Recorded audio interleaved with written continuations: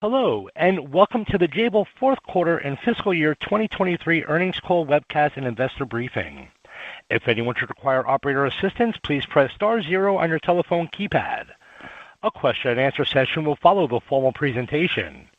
You may ask a question at any time by pressing star one on your telephone keypad.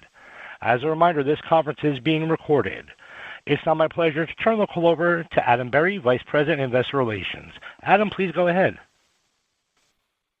Good morning, and welcome to our call today. My name is Adam Berry. I'm Head of Investor Relations, and this is our Q4 earnings call and the 6th annual investor briefing.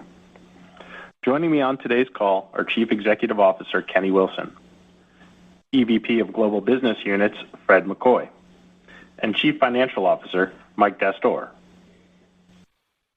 For the 6th straight year, we're going to use this session today to accomplish the following: review our fourth quarter and fiscal 2023 results, discuss the trends underway within the end markets we serve, provide an update for our pending transaction to sell the mobility business to BYD Electronics, refresh our capital allocation policy given the pending deal, offer a thoughtful fiscal 24 outlook that demonstrates enterprise-level growth in some key areas, while also remaining sensible and grounded given the realities of the dynamic global macro environment surrounding us today. And finally, we'll do our very best to walk through the many moving pieces we foresee in the upcoming year as we work to make our business more profitable and more sustainable. But before we jump into the details, please note that today's call is being webcast live, and during our prepared remarks, we will be referencing slides. To follow along with these slides, please visit jabil.com within the Investor Relations portion of the website. At the conclusion of today's call, the entirety of today's presentation will be posted there for audio playback. I'd now like to ask that you follow our presentation with slides on the website, beginning with the forward-looking statement. During this call, we will be making forward-looking statements, including, among other things, those regarding the anticipated outlook for our business, such as our currently expected fiscal year net revenue and earnings. These statements are based on current expectations, forecasts, and assumptions involving risks and uncertainties that could cause actual outcomes and results to differ materially. An extensive list of these risks and uncertainties are identified in our annual report on Form 10-K for the fiscal year ended August 31st, 2022, and other filings with the SEC. Jabil disclaims any intention or obligation to update or revise any forward-looking statements, whether as a result of new information, future events, or otherwise. With that, I'd now like to shift our focus to our fourth quarter results, where the team delivered approximately $8.5 billion in revenue, equal to the midpoint of our guidance range. Core operating income for the quarter came in stronger than expected at $477 million, or 5.6% of revenue. This is up 60 basis points on a year-over-year basis and 80 basis points sequentially, driven by strong execution across both segments. Net interest expense in the quarter came in better than expected at $71 million, reflecting good progress by the team on inventory and solid working capital management. From a GAAP perspective, operating income was $441 million, and our GAAP diluted earnings per share was $1.15. Core diluted earnings per share was $2.45, a 5% improvement over the prior year, and towards the upper end of our guidance range. Revenue for the DMS segment came in better than expected at $4.4 billion, up marginally compared to the same time frame from a year ago, driven by strength in our auto and healthcare businesses. This strength was completely offset by continued weakness in connected devices. Core operating margin for the segment came in at 6.1%, 100 basis points higher than the same quarter from a year ago, given the solid mix and the normal seasonal pattern within our mobility business. Revenue for our EMS segment came in at $4 billion, down roughly 13% year over year and approximately $200 million below expectations. As expected, during the quarter, we saw a major revenue shift in our cloud business, driven by our previously announced transition of certain components we procure and integrate to a customer-controlled consignment service model. In Q4, the overall mix of consigned components came in higher than expected. For the quarter, core margins for EMS were 5.2%, up 40 basis points year over year, reflecting strength in renewables, which is in our industrial portion of our business, and the aforementioned consignment shift. In fiscal 23, our DMS segment revenue was $18 billion, an increase of 8% year over year. In particular, it's worth highlighting our automotive and healthcare businesses, which were up 42% and 12% respectively. Core operating margin for the segment came in at 5%, up 10 basis points year over year. In EMS, core margins for the year were strong, also coming in at 5%, 70 basis points higher than the prior year, on revenue of $16.7 billion. The strength in fiscal 23 income was driven by growth in renewables within our industrial and semi-cap market, as well as the benefit from consignment. Next, I'd like to begin with an update on our cash flow and balance sheet metrics. Beginning with inventory, which saw good improvement sequentially by 4 days to 80 days. More importantly, net of inventory deposits from our customers, inventory days were also down 4 days to 58 in Q4. Our fourth quarter cash flows from operations were strong, coming in at $686 million. Net capital expenditures for the fourth quarter were $28 million, and for the full fiscal year came in lower than expected at $708 million, mainly due to the timing of CapEx payments that are shifting to Q1 from Q4. As a result of the strong fourth quarter performance in cash flow generation, adjusted free cash flow for the year came in higher than expected at approximately $1 billion. With this, we ended the quarter with cash balances of $1.8 billion and total debt to core EBITDA levels of approximately 1.1 times. For the year, we repurchased 6.7 million shares for $487 million, leaving us with $776 million remaining on our current repurchase authorization as of August 31st. Please note that in Q4, we were out of the repurchase market, mostly, as a result of the pending mobility deal. As Mike will share in a few minutes, when our opportunity to buy back reopens, we plan to accelerate repurchases in Q1 fiscal 24. As I flip to the next slide, looking at the 5-year financials, it's hard to believe that another year is in the books for Jabil. And as I look ahead, I can't help but think that there's so much more opportunity ahead for us. In a moment, I'll hand the call over to Kenny, Fred, and Mike. But before I do, I want to spend a few minutes setting the stage for what you're going to hear today. Over the next couple minutes, I think you're going to hear a lot of the same from us. From a financial target perspective, you're going to hear us talk about winning our unfair share of business and leveraging those wins to drive margin expansion, free cash flow generation, and further shareholder return. From an end market perspective, you're going to hear more about the areas of our business which continue to see solid double-digit growth, and why we believe we're one of the best positioned companies to benefit from global trends such as electric and autonomous driving, digital healthcare, AI infrastructure, and the long-term shift to renewable energy. But there's some new dynamics to share today as well, and as a team, we're excited to share a few key updates. For starters, you may have noticed that our previously announced transaction to sell our mobility business to BYD Electronics has moved from the preliminary stages of agreement to a definitive agreement, as announced earlier this week. As we move through our session today, you'll hear from both Kenny and Mike as they weave the strategic rationale and financial impact into our economic model. At the same time, we have some updates to provide today on capital allocation framework. given that the mobility definitive agreement is now in place.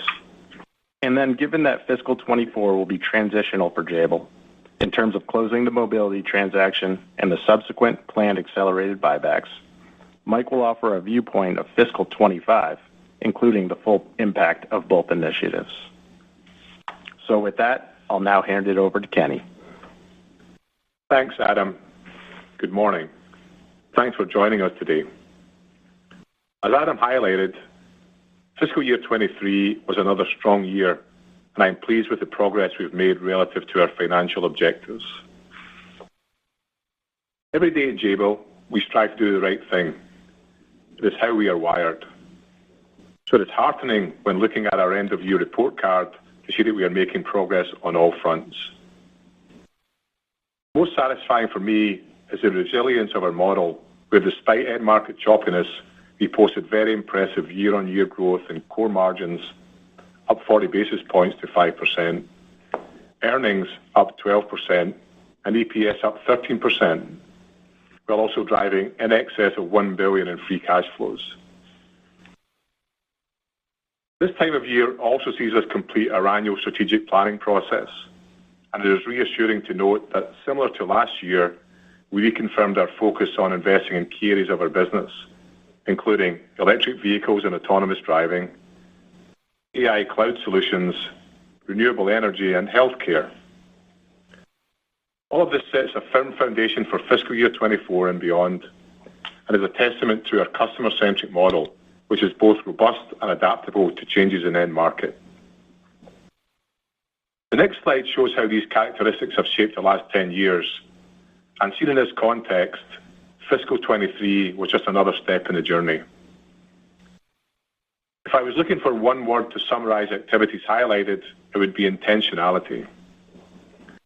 We have and will continue to be very intentional as we look to grow and modify the mix of business to include longer life cycle industries like healthcare with the acquisition of Nipro and our strategic collaboration with JJMD. In addition, we have also increased investment both organically and inorganically in emerging technologies, where we view our capabilities as a match for important end markets like renewable energy infrastructure, electric vehicles, and cloud data centers. From an enterprise perspective, we began materially redirecting more and more of our free cash flows to buybacks and reinvest in ourselves at very attractive valuations. And finally, just a few weeks back, we unveiled yet another step on our journey as we announced the pending divestiture of our mobility business to BYD Electronics for $2.2 billion. As you move into fiscal year 24 and beyond, you can continue to rely on this leadership team to allocate capital with a view to expanding shareholder value. I'd now like to spend a little time talking about our decision to sell the mobility business. As you know, over the past 5 years, I've had the privilege both to lead and work alongside some of the most skilled and talented manufacturing engineers, operations leaders, and material scientists in the world. And during that time, we were fortunate to build an incredible business while also delivering best-in-class products for one of the world's greatest brands. I had a front row seat, unlike any other, to truly appreciate and develop a deep understanding of the level of complexity involved in introducing and manufacturing precision mechanics at huge scale for our largest customer. This perspective provides me some credibility to make the claim that our mobility team is second to none when it comes to innovative automation, tooling design, and manufacturing of these components at scale. And I also truly believe this talented organization can reach new heights when our capability is matched by a supportive business model focused on significant growth. To all my friends in our mobility business, I will miss you deeply. Thanks for showing our company at its best, for never flinching from the sometimes seemingly unsurmountable asks, and doing so always with humility, professionalism, and great skill. It has been my honor to be a part of your team. Looking forward, I think your particular skill sets can be leveraged in endless ways. And while it's bittersweet to say goodbye to some great friends and colleagues, I know this is the best route for our customers, employees, and shareholders alike. In a moment, I will turn the call over to Fred to go deeper into our end markets. But before that, I wanted to reaffirm what you can expect from me as CEO. I will work tirelessly on your behalf to ensure that we are in the correct end markets and geographies with the correct capabilities to serve our customers. I will continue to ensure that our capital allocation is shareholder-friendly while appropriately funding our growth. And all of this will be underpinned by an unwavering passion and commitment to preserve, protect, and grow our unique culture, which is the foundation of everything that is great about our company. Thank you for joining us today and for your interest in Jabil. I will now turn the call over to Fred. Thanks, Kenny. Good morning, everyone. As you've heard from Adam and Kenny, there's a lot going on at Jabil at the moment and quite a lot to be excited about. It's my privilege to join the call today and over the next few minutes to walk you through the demand dynamics inside our diversified markets and how we see each shaping up for the coming year. As we move into FY24, we continue to expect growth in our business to be headlined by end markets that are benefiting from strong multi-year tailwinds, specifically renewable energy infrastructure, electric vehicles, AI cloud data centers, and healthcare. Let's begin with what's going on in our industrial and semi-cap end market on the next slide. In industrial, we're experiencing robust growth in clean and smart energy infrastructure as governments globally implement legislation such as the Inflation Reduction Act in the United States to increase investment in new projects. As a reminder, we play across the entire energy value chain from energy generation, power conversion, transmission, storage, and metering into the management of power inside homes and buildings. These projects have multi-year investment timelines independent of underlying short-term economic growth forecasts. So we feel comfortable with the visibility we have in this space, given these elongated infrastructure build-outs. As an example, a relatively new market that we're particularly excited about is the energy storage systems market, from grid level to inside the home and in support of rapid EV charging. On the back of several recent wins in the U.S. and Europe, we expect this space to drive solid growth in the coming years, leveraging our investments in battery module integration. We are well positioned to support growth in the renewable energy infrastructure space due to a unique combination of power engineering expertise, in-region manufacturing, and supply chain capabilities. As a result, we expect revenue for our industrial business to be up more than 20% in FY24. Offsetting this growth slightly is our semi-cap business, as we anticipate market demand to remain muted for most of our fiscal year. As a reminder, our semi-cap business spans both front end, with gear that turns the wafer into chips, to the back end, with gear that inspects and tests the wafer or resulting chips. Our strategy in this end market has been very thoughtful due to the high cyclicality of the market, and we've been very focused around how we've invested in this business, expecting demand to remain muted in FY24 while preparing the capabilities and regional footprint for us to be well positioned to grow when the market moves higher as end market demand rebounds. Within our automotive and transport business, we continue to expect growth to be driven by the global transition to electric vehicles. For FY24, we expect another year of 20+% revenue growth, despite what is a choppy overall global demand environment. The global shift to EVs continues to accelerate, and we expect EVs to represent a larger share of the global auto market in FY24, regardless of near-term global growth dynamics. In this space, we support an increasingly diverse set of the world's leading automotive OEMs as they launch new electric vehicle platforms across multiple geographies. Our focus areas in the EV market we refer to as ACES, or ADAS and autonomous, connectivity, electrification, and software-defined vehicle architecture. In the EV market, we support products such as compute and control modules, power conversion, battery management, optical camera modules, LiDAR, and other sensors, as well as charging solutions. The path to mass adoption of electric vehicles globally is exceedingly complex, and there are very few companies that are as well positioned as Jabil to support customers' multiple complex program ramps on multiple continents with industry-leading supply chain, design, and manufacturing capabilities. Moving to cloud. Our cloud solutions continue to resonate with customers of all sizes, from large hyperscalers to Tier 2 cloud providers such as technology companies and leading financial firms. Today, cloud represents a relatively small portion of overall global IT spend, but we expect secular growth in this area to accelerate, including the related data center infrastructure, especially with the proliferation of AI and ML. Next-generation clouds, and especially AI cloud data centers, present unique challenges to customers. AI workloads, which are powered by extremely powerful GPUs that consume significantly more energy and drive increased data generation.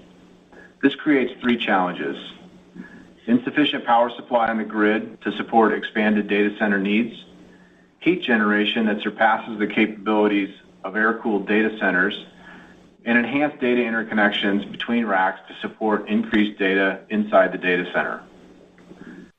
Our design-to-dust capabilities continue to resonate with customers, and we are investing in the areas of data center infrastructure services, liquid cooling, and silicon photonics to help our customers solve the above challenges. Jabil is extremely well positioned to support customers as they incorporate innovative technologies into their data centers. And with the asset-light nature of the business, we have maximum flexibility to adapt and support customer needs around the world. We're already seeing success in this area. Jabil was recently awarded and began production of our largest cloud customers' artificial intelligence rack configurations that are GPU dense, which are consigned. Because these components are among those consigned, we will see year-over-year headwinds to revenue, especially in the first half of the year. In spite of the revenue decline, the underlying business and associated unit volumes, however, are expected to grow by more than 20% in FY24. In healthcare, we expect another robust growth year with revenue up 9% year-on-year. In the healthcare space, the range of products we design and manufacture lean into digital healthcare trends and include highly complex diagnostic equipment and related consumables, orthopedics, including 3D printed implantables, precision health and medical devices like minimally invasive devices, and pharma solutions, including smart injection delivery devices for diabetes and obesity drugs. Jabil's credibility in the healthcare space as the largest EMS provider in the space positions us well to take advantage of the outsourcing of manufacturing trend. In the coming years, we expect OEMs to continue to accelerate this outsourcing trend regardless of global macro growth.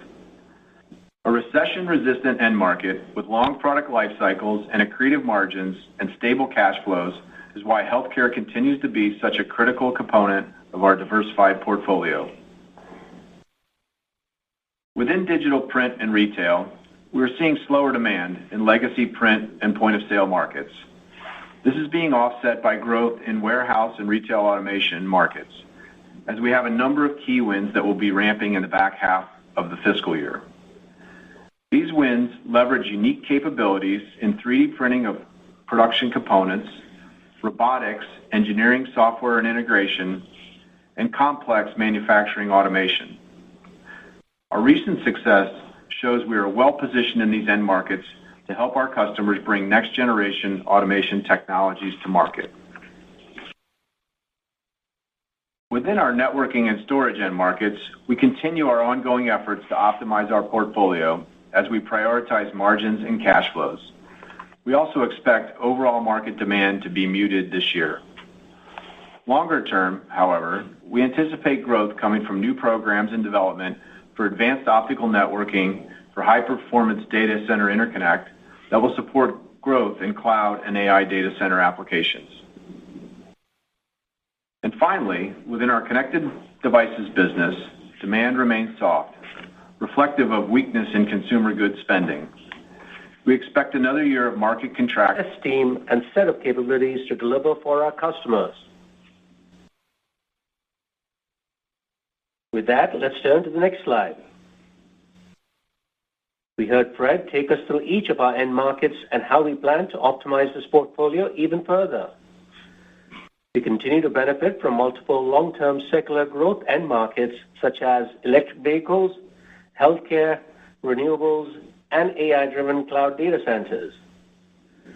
In fact, for FY24, we expect these four end markets to make up nearly 70% of our FY24 revenue mix, excluding the revenue associated with the mobility sale.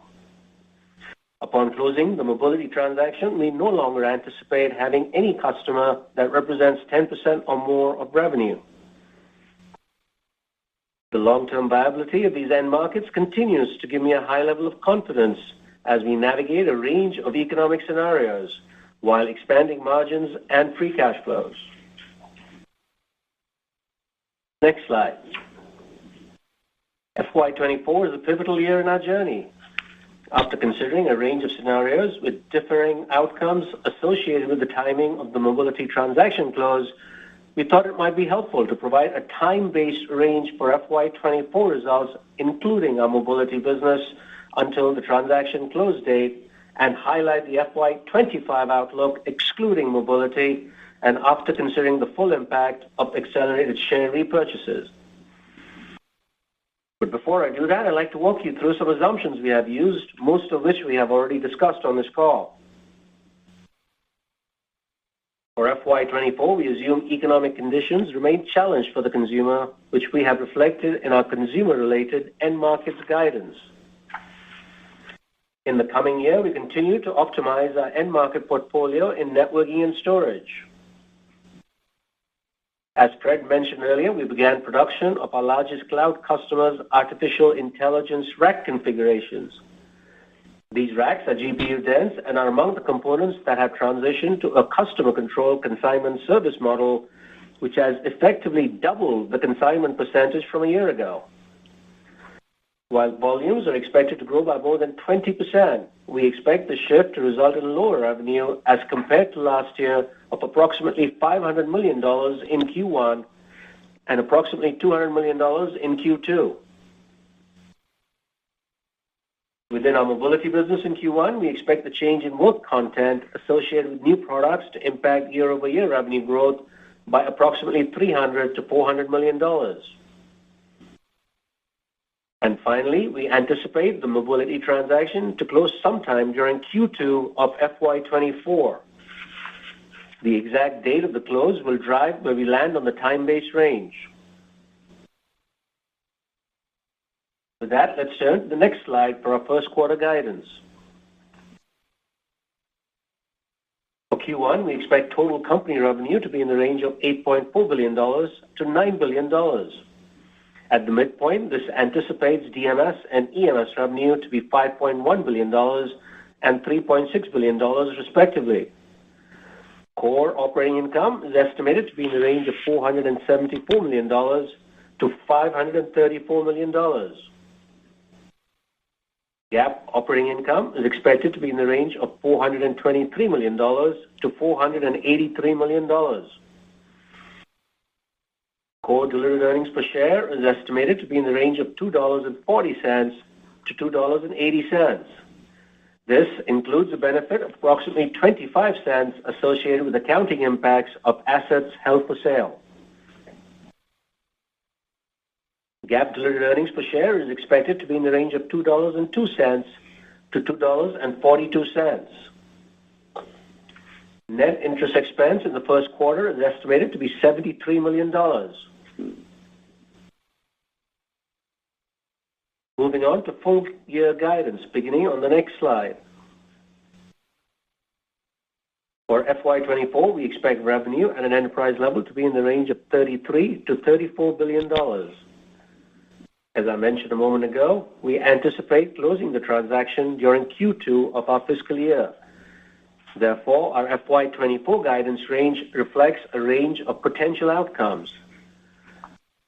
I would caution against reverting to the midpoint of these ranges as they are time-based ranges and will be highly dependent on actual transaction close date. Importantly, for FY24, we expect core operating margins to improve by 30 to 50 basis points year-on-year, mainly driven by our improved mix of business.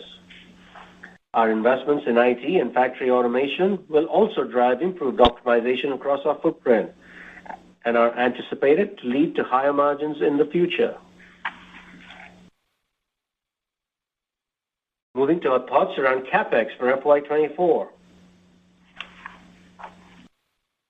In the coming year, we expect net capital expenditures to be in the range of 2.2% to 2.5% of net revenue. This is higher than the 2% in FY23, due mainly to timing of CapEx investments rolling into the first quarter of FY24. Upon closing of the mobility transaction, longer term, we now anticipate our CapEx to be lower as a percentage of revenue in the range of 2 to 2.3%. Our CapEx investments this year are expected to include a combination of maintenance and strategic investments for future growth and efficiency gains. We plan to continue to invest in targeted areas of our business, with the bulk of our strategic growth CapEx aimed at the automotive EV space, along with healthcare and renewable energy end markets. Moving on to cash flow generation. We closed out FY23 with strong free cash flows north of $1 billion. We expect to continue generating strong cash flows in FY24 with adjusted free cash flow of more than $1 billion. With that, let's now turn to our capital structure on the next slide. We have a solid and flexible debt and liquidity profile with current maturities appropriately staggered and at attractive interest rates. We ended FY23 with committed capacity under our global credit facilities of $3.8 billion. With this available capacity and our year-end cash balance, we had access to more than $5.6 billion of available liquidity, which we believe affords us ample flexibility. We also remain fully committed to maintaining our investment-grade credit profile. In fiscal 24 and beyond, we expect to generate significant free cash flow. Given this dynamic, along with expected net proceeds from the mobility business sale, I believe it's an appropriate time to reiterate our capital allocation priorities and at a high level how we plan to deploy our capital over the next 2 years. Please turn to the next slide. This morning, included in our earnings filing, we announced that our board of directors expanded our current share repurchase authorization to $2.5 billion. We expect to begin executing on this upsized authorization immediately. You heard Adam say that we were unable to complete our Q4 share repurchases due to restrictions around the mobility transaction. We plan to launch a $500 million accelerated share repurchase transaction in October prior to the close of our mobility transaction. Post-closing of the mobility transaction, we intend to execute a series of additional accelerated buybacks throughout FY24 and FY25 with the intent of optimizing share repurchases and interest expense, thereby maximizing the EPS impact. Moving forward, we are comfortable with our ability to generate strong cash flows and will remain balanced and thoughtful in how we allocate our capital. We believe this capital allocation framework will allow us to continue to grow our business and create value for shareholders. As a reminder, we have already reduced our outstanding shares from 203 million in 2013 to 131 million at the end of FY23, a 35% reduction over this time period. Over the past 10 years, we bought back our shares at an average price of $32.71 a share. Next, let's look at our FY24 guidance. For FY24, we expect the momentum underway across our business to continue, even in a subdued economic environment. Today, our business serves a diverse blend of end markets in areas that provide confidence in future earnings and cash flows. We have deep domain expertise complemented by investments we made in capabilities, all of which gives us confidence in our ability to deliver 30 to 50 basis points of core margin expansion in FY24, along with core EPS in the range of $9.30 to $9.70 and more than $1 billion in free cash flow.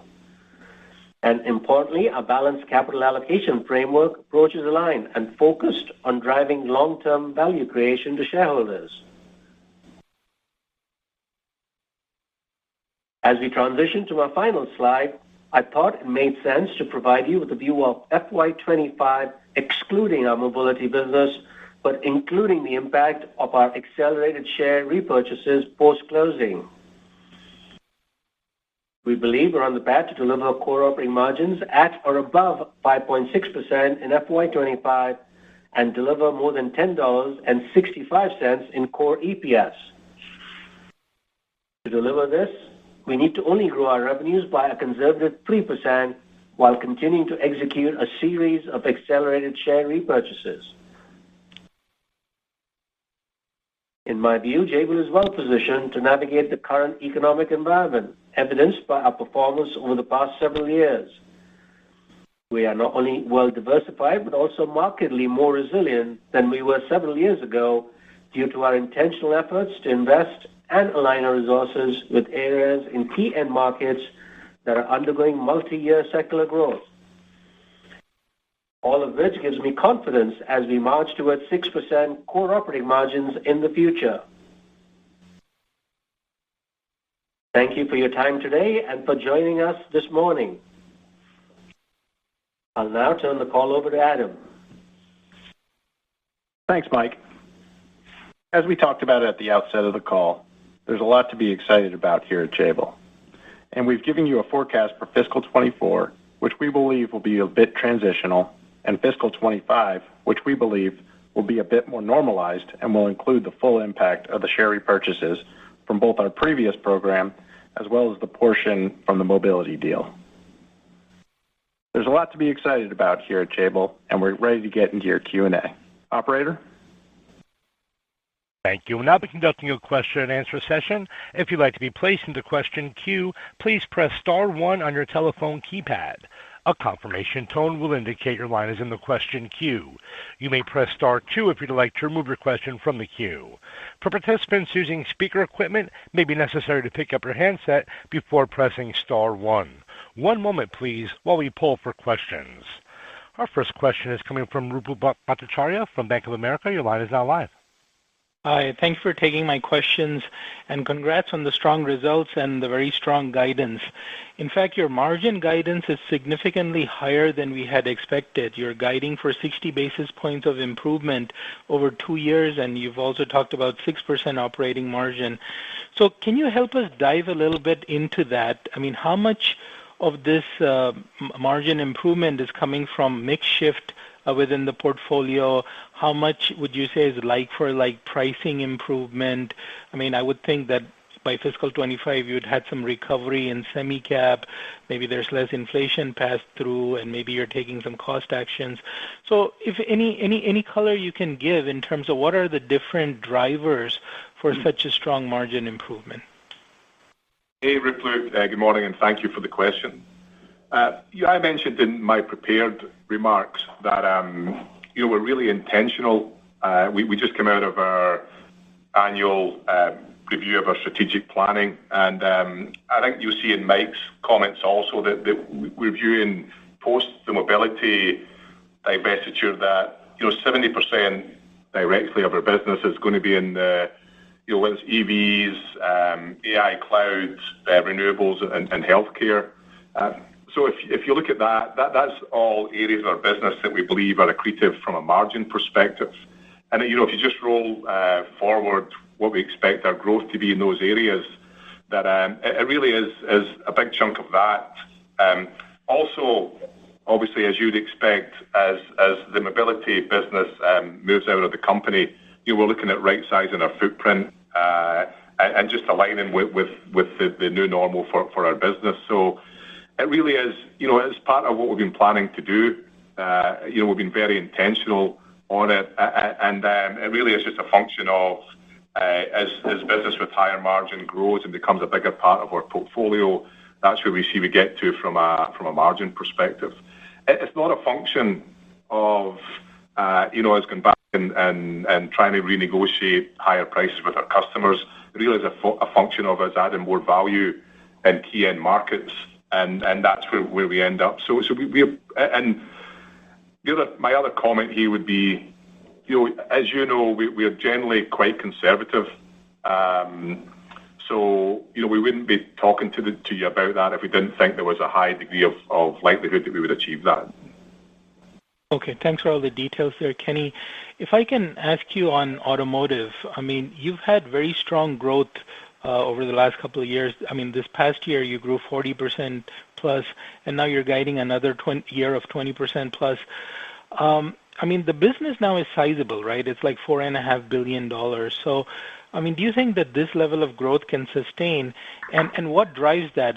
Are you increasing the content per vehicle, or is it that you're going to more OEMs than before? Just if you can just expand on how you're thinking about what drives that growth, and are you concerned about the competition in this space as more companies look to try and gain share in different aspects of automotive?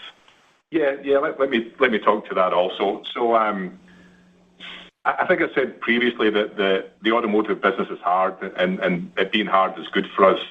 And also, you need to have a global footprint with consistent and standard processes and capabilities, and be able to launch products simultaneously in different geographies at the same time.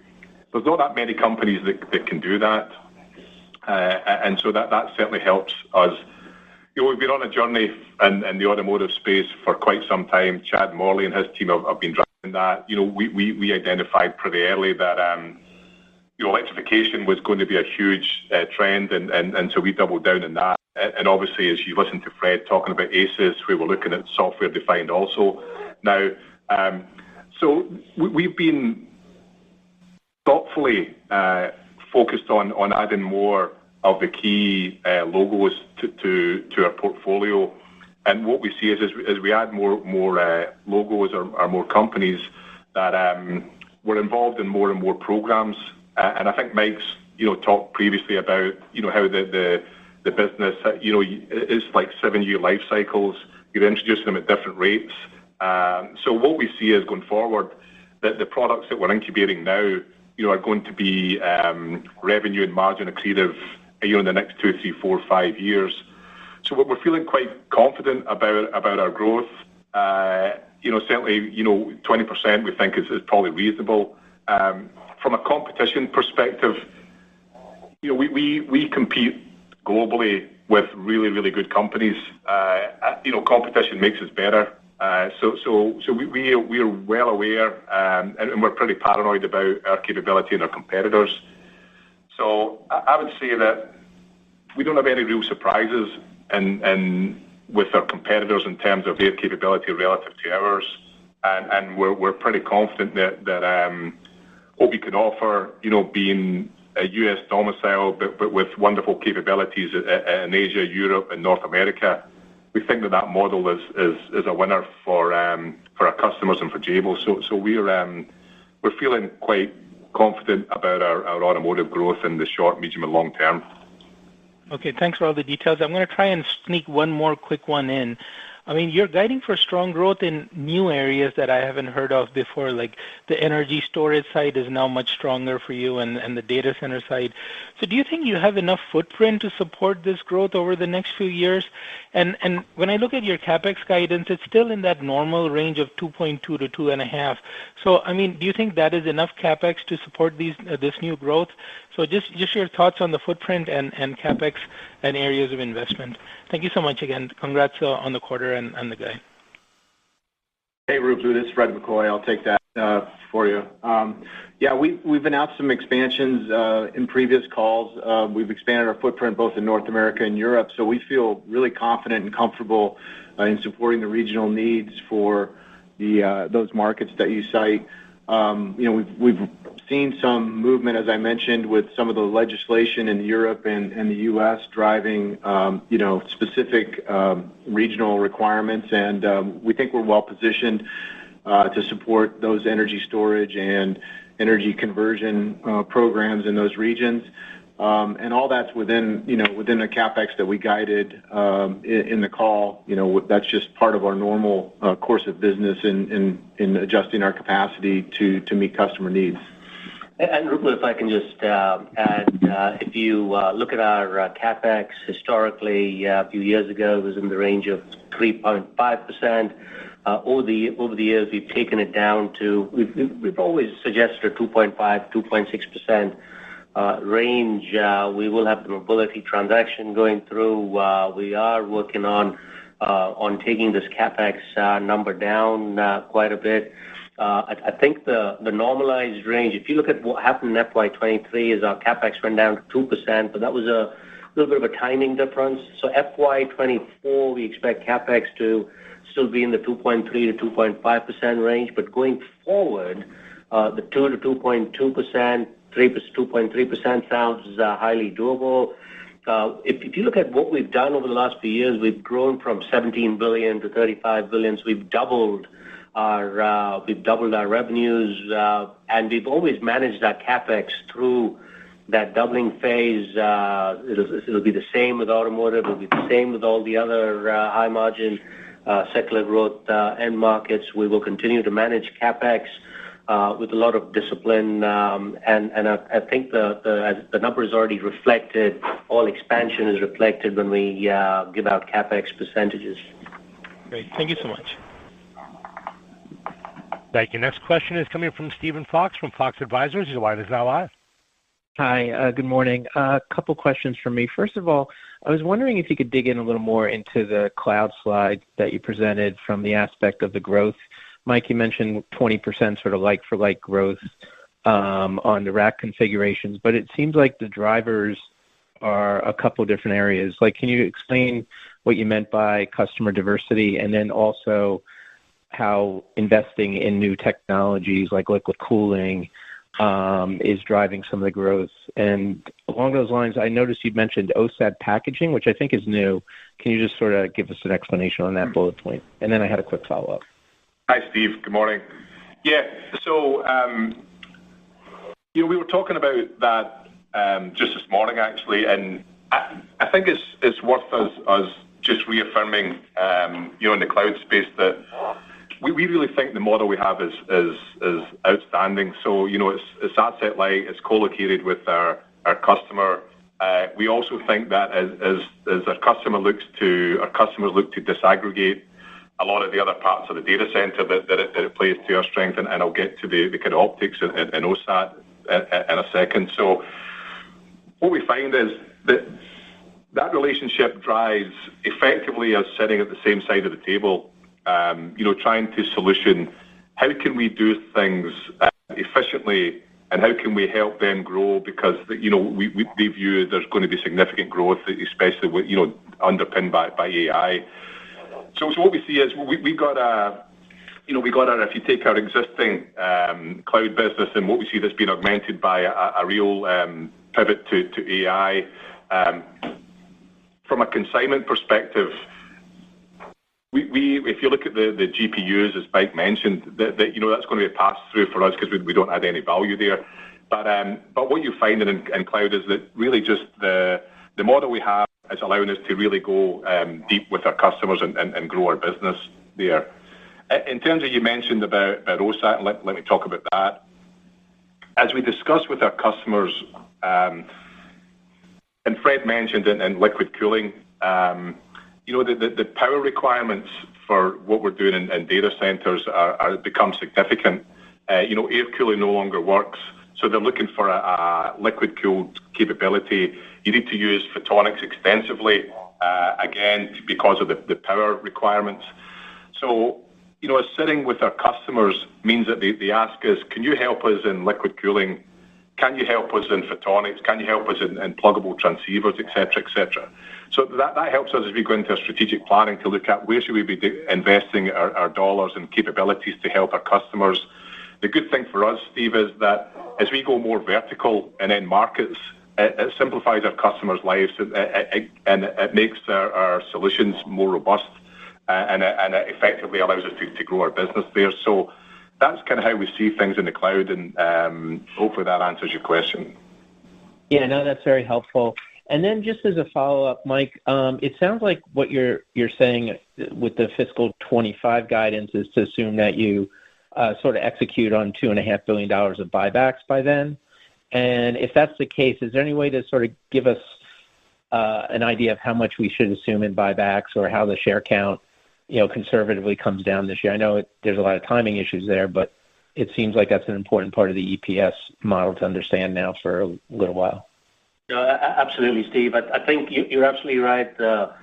The buyback scenario is dependent on the timing of the close. But regardless, I think this morning you saw the board expanded our authorization, current authorization, $2.5 billion. I think if you remember, Adam mentioned in his prepared remarks that in Q4 we were unable to complete our Q4 share buybacks due to the restrictions that are associated with the mobility transaction. So in October, starting next week, we will be executing a accelerated share repurchase program of $500 million, regardless of the timing of the close. So think of that as almost like a catch-up and taking advantage of current market situation as well. Post-close, we will execute a series. Obviously, it'll depend when in Q2 it closes, but we will execute a series of accelerated share repurchases. We'll start as soon as the mobility transaction closes and we've received all the cash. We probably won't do a full accelerated share buyback on day one itself for the entire amount, but we're going to do a series of buybacks. And the reason for that is we're trying to balance the impact of interest costs along with the benefit of the WASO, like you suggested. All the calculations we've run is a balanced approach, actually maximizes EPS. So that's what we're going to do, which means by the end of FY24, we still won't be completed fully with our buybacks. I think out of the $2.5 billion, I expect about 1.5, 1.7 to be completed by FY24 end, and in FY25 we'll complete the balance of that transaction.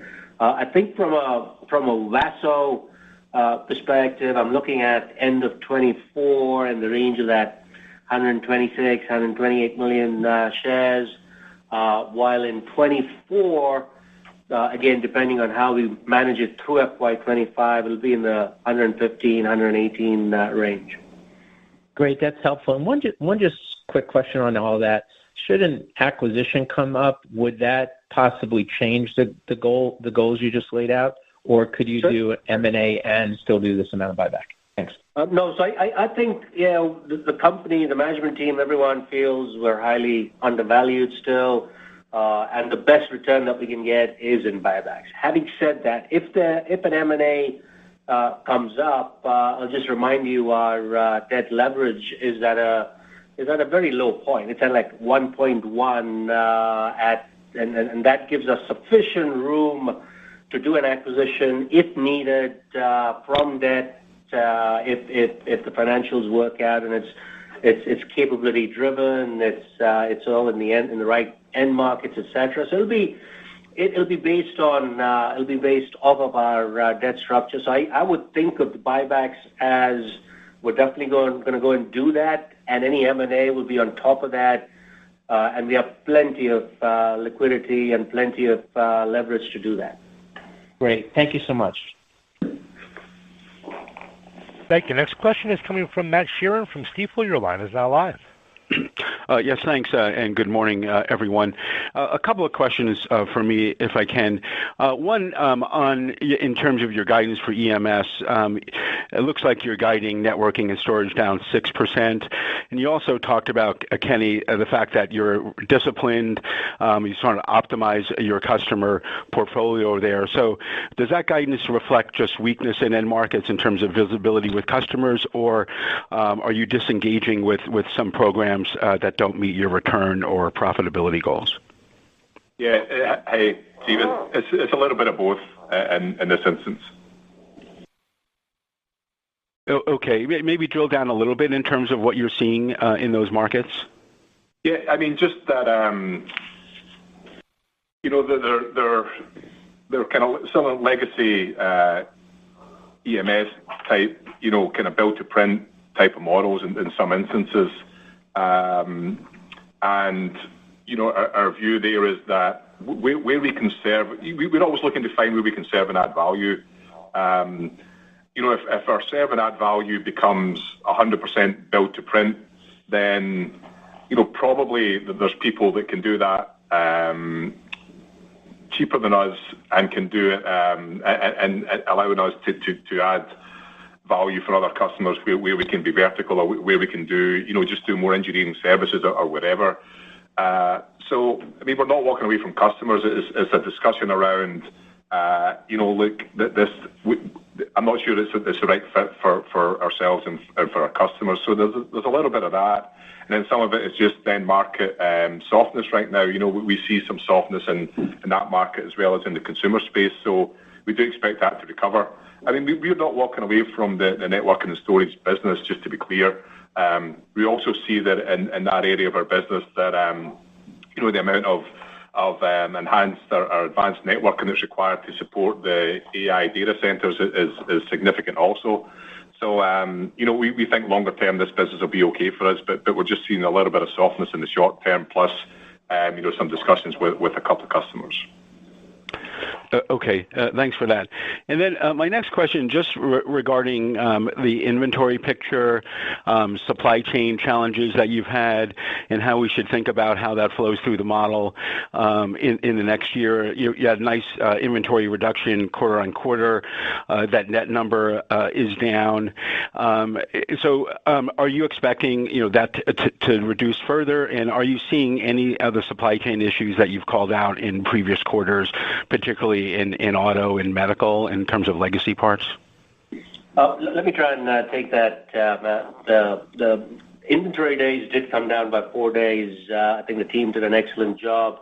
If you look at our supply chain team, our ops team, our BD teams, finance teams, all of them have done a fantastic job in getting that particular metric down. I think the focus that we put on that from a free cash flow perspective, from a working capital perspective, is all paying off.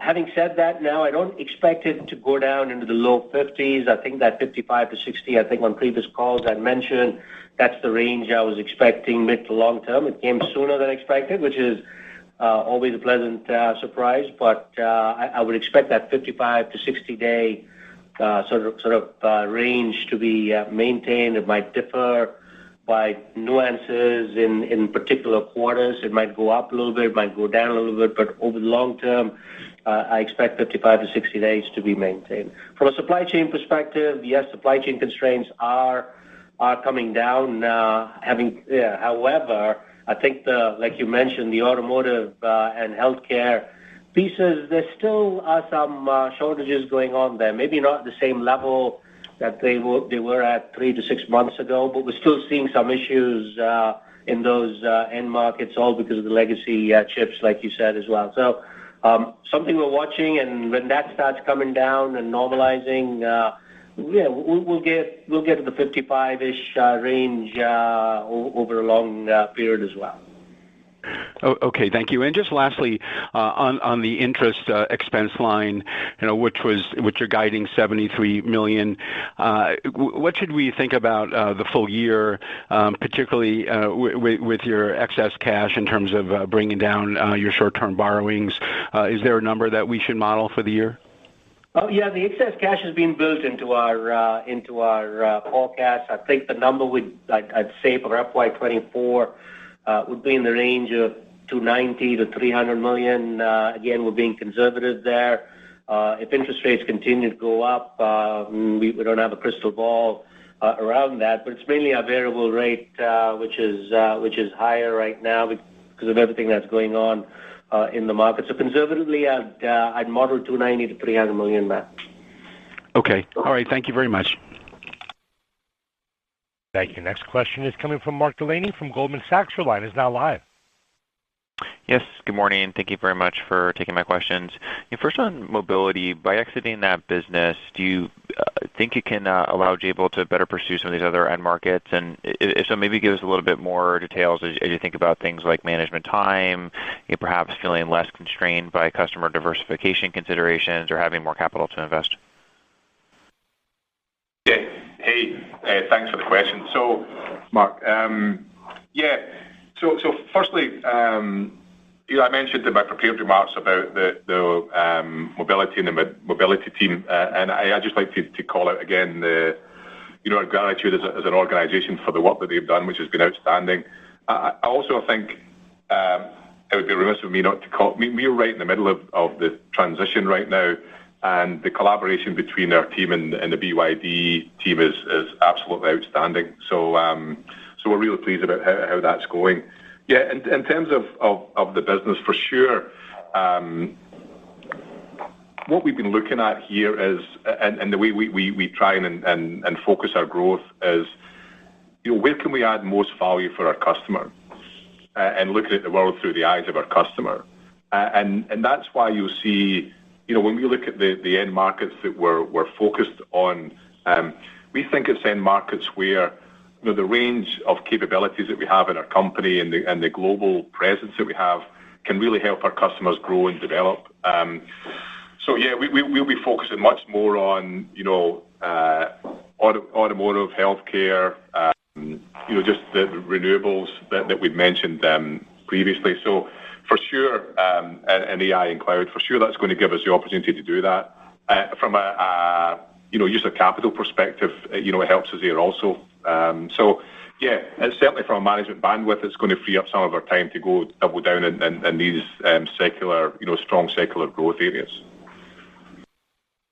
Okay, thanks for that, Kenny. And speaking of AI, you spoke about some of the nice growth you're seeing and opportunities. Could you clarify how much of your cloud and 5G business is tied to AI at this stage, and how do you see that progressing in your 24 and 25 outlook? Yeah, so at 24, it's roughly 20 to 25%, and we think that that's going to grow in the longer term and going to become a much bigger part of our cloud business. Very helpful. And just a clarification, on the data center business. I mean, I think this is the third year you're seeing this transition to the consignment model, which has the revenue impact but helps the profit margins. And with the shift you're expecting this year away from some of the consignment, do you think you're fully done now, and this is the last year of that transition, or could this continue beyond fiscal 24? Thanks. I think it's going to be really dependent on the mix of the business. So we are expanding the space there to allow us to do more. Cloud. Mike mentioned that we're up 20% year over year, and we don't see any slowdown in terms of the cloud rollout. So I think it depends, but certainly for sure we think we think our volumes are going to grow, but it will grow in the AI space. So probably our revenues would probably be relatively consistent at that level, I would think, in the next year or two. And Mark, I feel the consignment levels that we are at today will be consistent going forward. I think we've doubled our consignment. So even though volumes are up by 20%, we've actually doubled our consignment levels over this period, and that's impacting our total revenue number. But this is all goodness, right? So I don't think this is something that is negative. It's actually a big positive for us because it helps with our balance sheet, it helps with our margins, it helps flow through, it helps the customer, it helps Jabil, so it's a win-win for everyone. But now that we've doubled our consignment levels, there might be another 5-10% that might come through. But I think we're at a good, decent stage currently with the indicators we provided. Thank you. Thank you. Next question is coming from David Vogt from UBS. Your line is now live. Great. Thanks, guys, for taking my questions. And I appreciate all the detail. It's incredibly helpful. I have a couple of questions, and maybe one for Kenny and a couple for Mike. So Kenny, just on the mobility transaction, I know you're probably limited in terms of what you can say, but what gives you confidence? We're just trying to think through, like, what gives you confidence that this deal could close, let's say, within 2 quarters? Because I'm sure you're aware there's other deals that have been pending, earlier in the year that are taking upwards of, 12 months, if not longer. So kind of what's going on there, and kind of what are the steps that we should be looking at following sort of the purchase agreement data that you published last night? And then I'll just hold off and ask Mike my follow-ups, if that's okay.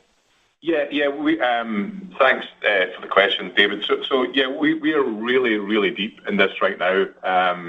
I mentioned previously about how effectively we're working together with BYDE, and that is really, really pleasing, especially for our people that are going to go work in that organisation, and the leadership team's outstanding. Yeah, it's really detailed. We've spoken to all of the stakeholders.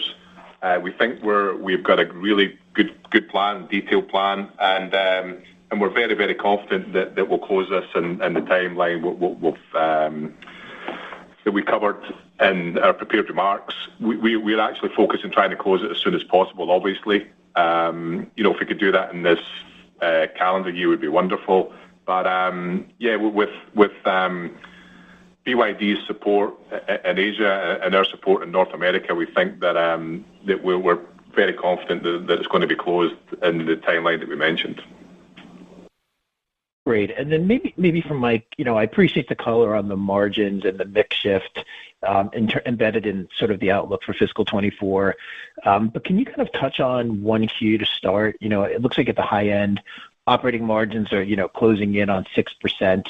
And I would imagine that includes mobility for at least the full quarter, to Kenny's point.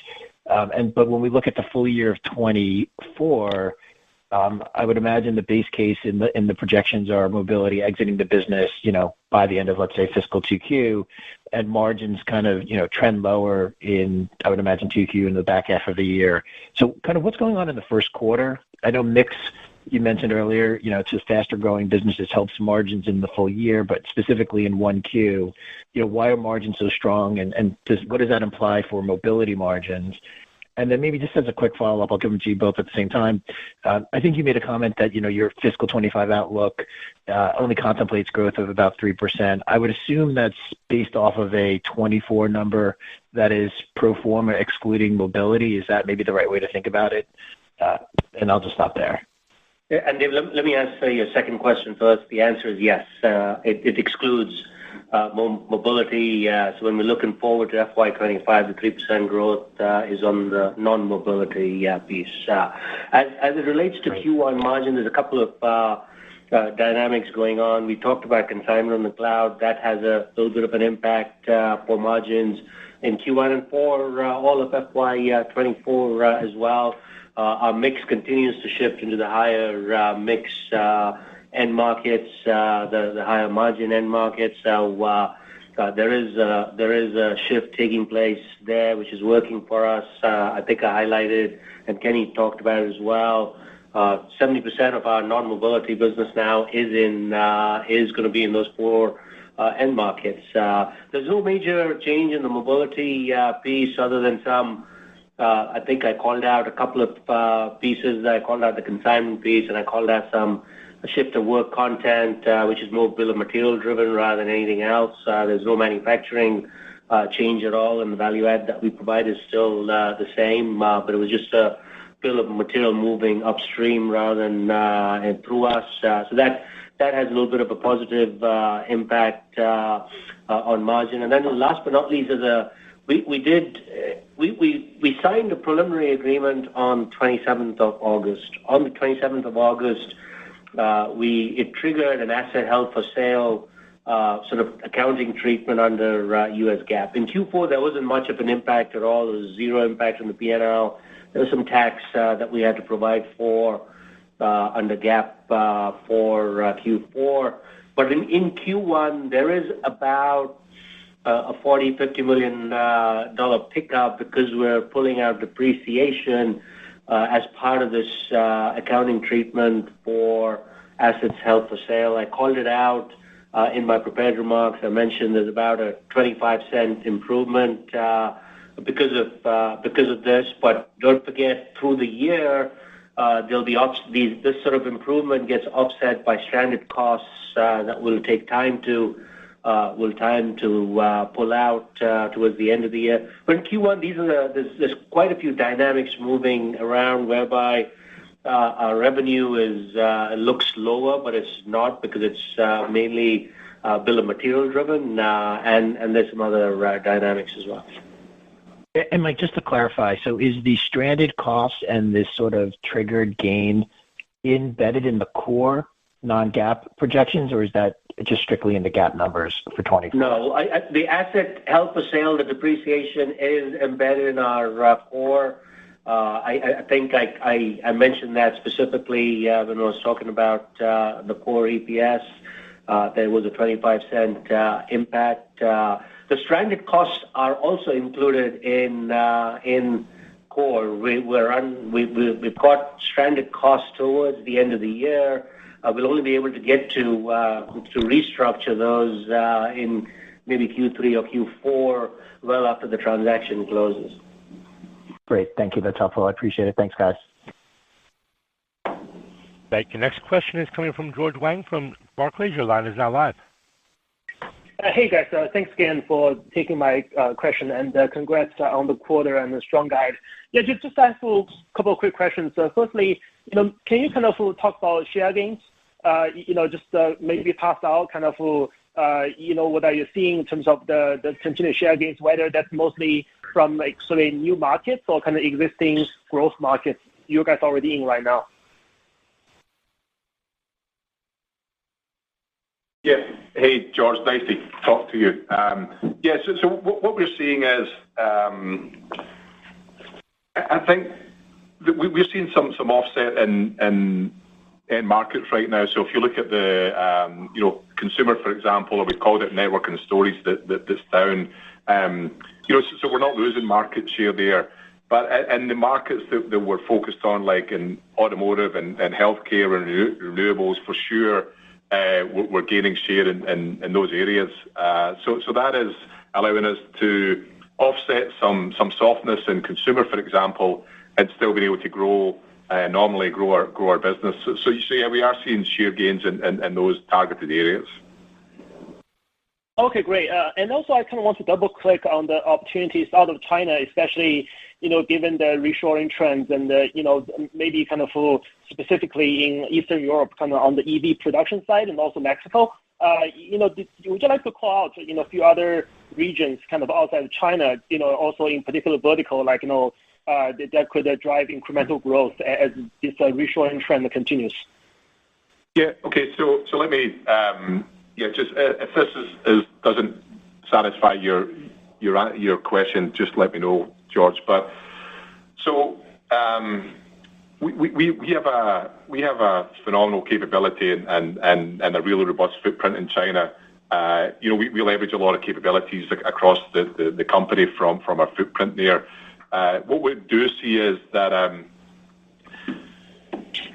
we see opportunities in China for China. So we think that whether it's in EVs or multiple different end markets, we think our facilities are full and we're adding more demand in our China facilities. So when we talk about regionalization, it's not cannibalizing our footprint in China, and we think that the demand is going to increase for us there in the longer term, which is great because the teams and the people we have in China are absolutely outstanding. But to answer your other question, we look at reshoring in Europe and North America. It's a big part of what we're doing, and what you see growth in our targeted end markets. The good thing about our company and our capability is that we have standard processes. We have a consistent culture, of course, nuanced in different parts of the world. We have a standard unified ERP system. So what it means is our ability to take capabilities and products and move them around the world and build them in the same different geographies at the same time.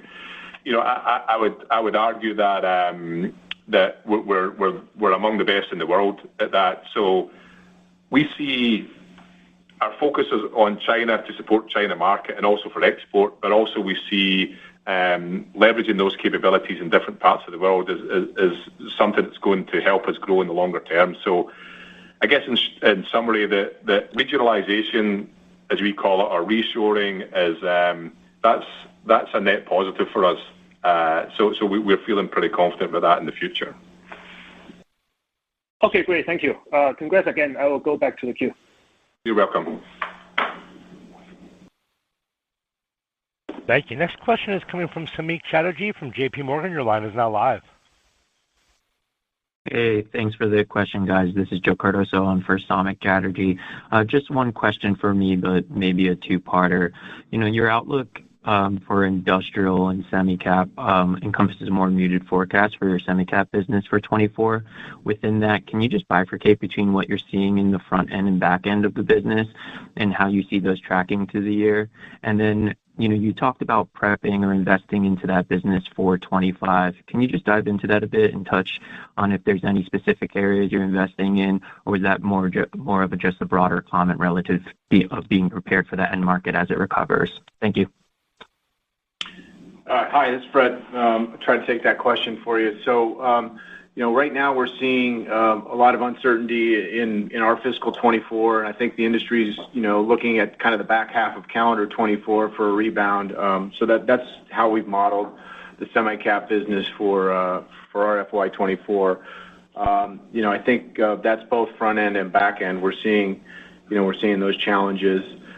In terms of the investment, I mean, we're well aware of the CHIPS Act and then the other investment acts in Europe, and we are also well positioned in some of the regional trends that are going on, both on the manufacturing and the components that go into the semi-capital equipment. So we're really using this period to kind of optimize our footprint, optimize our capability and our capacity in the right regions to support what we see as where the bounce back will happen when it does late in 2024 or early 2025. So we feel really comfortable that, as Kenny alluded to on the prior question, our global footprint and our standard practices will allow us to be the key supplier to this market, in all three regions of the world. Thank you. Appreciate the color. Thank you. We've reached the end of our question and answer session. I'd like to turn the floor back over to management for any further or closing comments. Thank you. Our call has now ended. If you have any further questions, please reach out. Thanks. Thank you. That does conclude today's teleconference and webcast. You may disconnect your line at this time and have a wonderful day. We thank you for your participation today.